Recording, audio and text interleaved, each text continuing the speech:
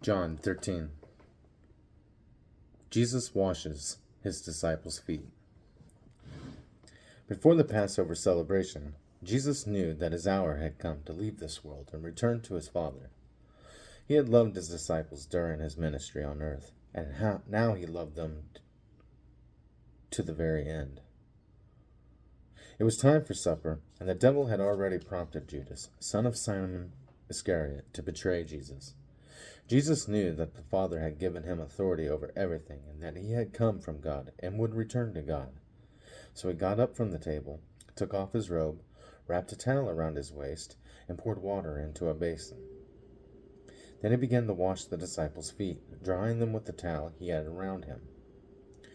When Jesus came to Simon Peter, Peter said to him, "Lord, are you going to wash my feet?" Jesus replied, "You don't understand now what I am saying, but someday you will." "No," Peter protested. "You will never ever wash my feet." Jesus replied, "Unless I wash you, you won't belong to me." Simon Peter exclaimed, "Then wash my hands and head as well, Lord, not just my feet." Jesus replied, "A person who has bathed all over does not need to wash, except for the feet. So to be entirely clean. And you disciples are clean, but not all of you." For Jesus knew who would betray him. That is what he meant when he said, "Not all of you are clean." After washing their feet, he put on his robe again and sat down and asked, "Do you understand what I was doing? You called me teacher and Lord, and you are right, because that's what I am. And since I, your Lord and teacher, have washed your feet, you ought to wash each other's feet. I have given you an example to follow. Do as I have done to you. I tell you the truth. Slaves are not greater than their master, nor is the messenger more important than the one who sends the message. Now that you know these things, God will bless you for doing them." Jesus predicts his betrayal. I am not saying these things to all of you. I know the ones I have chosen. But this fulfills the scripture that says, "The one who eats my food has turned against me." I tell you this beforehand, so that when it happens you will believe that I am the Messiah. I tell you the truth.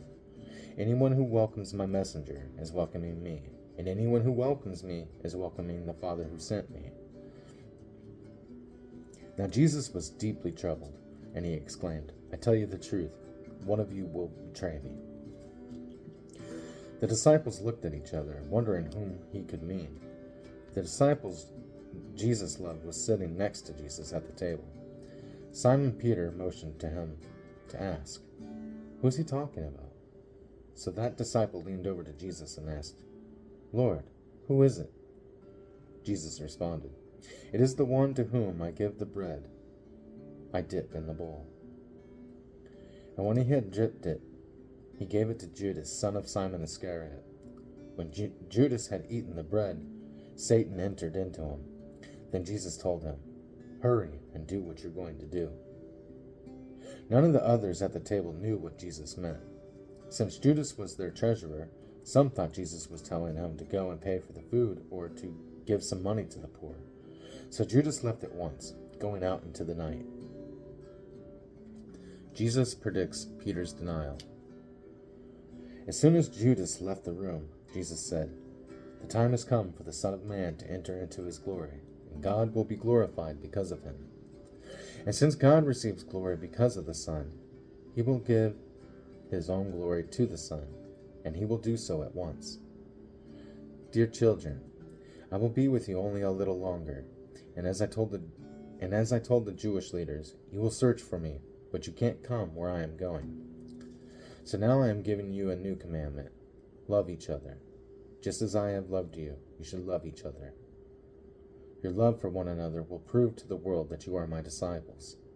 Simon Peter asked, "Lord, where are you going?" And Jesus replied, "You can't go with me now, but you will follow me later." "But why can't I come now, Lord?" he asked. "I'm ready to die for you." Jesus answered, "Die for me? I tell you the truth, Peter. Before the rooster crows tomorrow morning, you will deny 3 times that you even know me."